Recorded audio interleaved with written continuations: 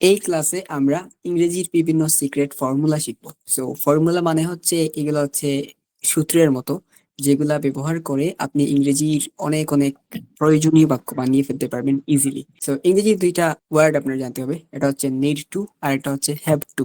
So need to মানে হচ্ছে কোনো কিছুর প্রয়োজন বা দরকার, আর হ্যাভ টু জি মানে কোনো কিছু করতেই হবে, মানে বাধ্যবাধকতা, জোর দিয়ে এটা করতেই হবে, শুধু যে প্রয়োজন এরকম না, আপনার করতেই হবে এটা, তাইলে হবে হ্যাভ টু। বুঝছেন? তো আমরা কোনো কিছু করা প্রয়োজন বা কোনো কিছু করা দরকার এর অর্থে আমরা ব্যবহার করব নিড টু। আর কোনো কিছু করতেই হবে, কোনো কিছু করা অবশ্যই প্রয়োজন, এরকম অর্থে আমরা হ্যাভ টু ব্যবহার করব।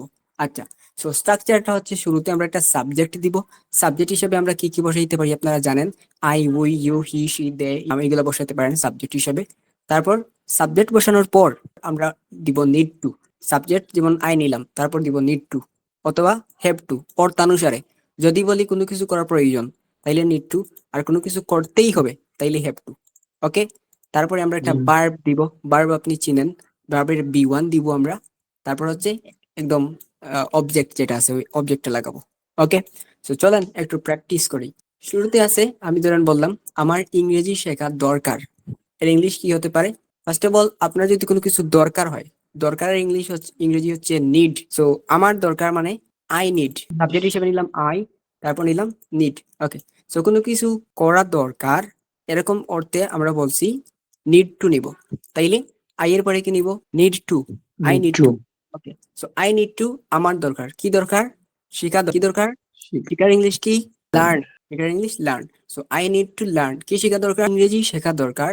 I need to learn English, সেইখানে আমরা নিড টু নিছি, শেখা দরকার, শিখতেই হবে এরকম না। এরকম অর্থ হইলে নিতাম হ্যাভ টু। বুঝছেন? জি ওকে, তাইলে এবার বললেন আমার এক্ষুনি সেখানে যেতে হবে, এর ইংলিশ কি হতে পারে? নিড টু হবে না হ্যাভ টু হবে?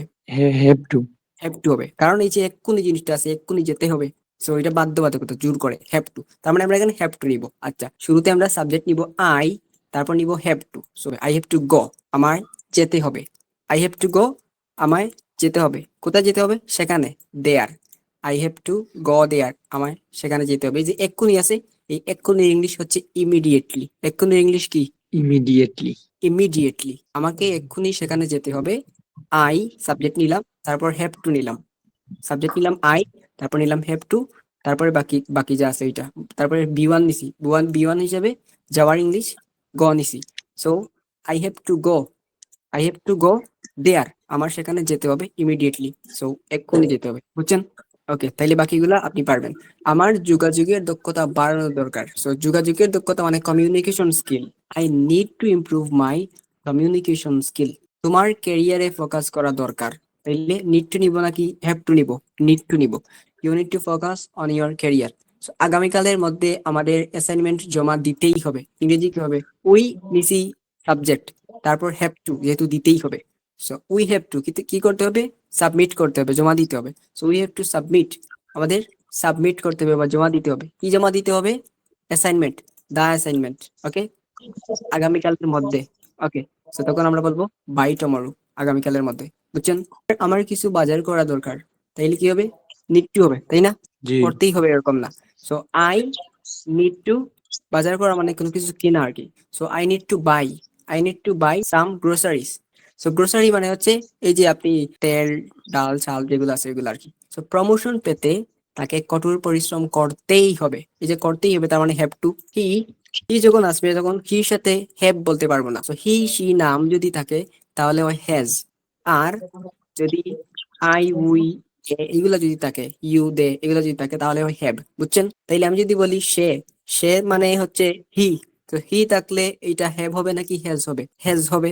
হ্যাজ হবে ওকে, তাহলে হি হ্যাজ টু, তখন আর হ্যাভ টু হবে না, এটা হবে হ্যাজ টু। প্রমোশন পেতে তাকে কঠোর পরিশ্রম করতেই হবে। He has to work hard, তাকে কঠোর পরিশ্রম করতেই হবে two get a promotion, promotion পেতে।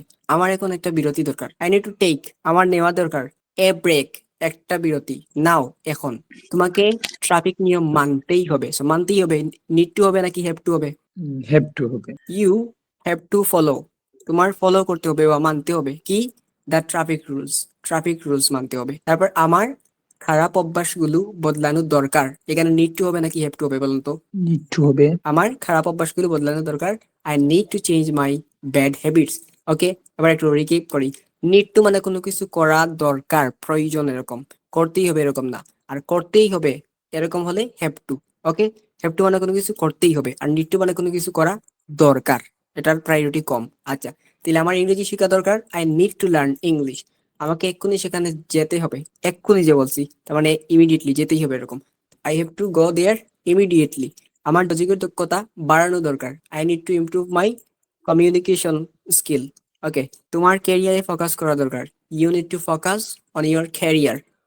আগামীকালের মধ্যে আমাদের অ্যাসাইনমেন্ট জমা দিতেই হবে, you have to submit the assignment by tomorrow. আমার কিছু বাজার করা দরকার, I need to buy some groceries. Promotion পেতে তাকে কঠোর পরিশ্রম করতেই হবে, he has to work hard to get a promotion. আমার এখন একটা বিরতি দরকার, I need to take a break now. তোমাকে ট্রাফিক নিয়ম মানতেই হবে, you have to follow the traffic rules. আমার খারাপ অভ্যাসগুলো বদলানো দরকার, I need to change my bad habits. তো এইখানে উদ্দেশ্য ছিল এই নিড টু কোথায় ব্যবহার হয় আর হ্যাভ টু কোথায় ব্যবহার হয় এই জিনিসটা বোঝানো। আপনি পুরো বাক্য যদি না বুঝেন সমস্যা নাই, আপনি টেন্সের ক্লাস শেষ করার পর অটোমেটিকলি বুঝে যাবেন। ঠিক আছে, নিড টু কোথায় আর হ্যাভ টু কোথায় এটা বুঝছেন? জি।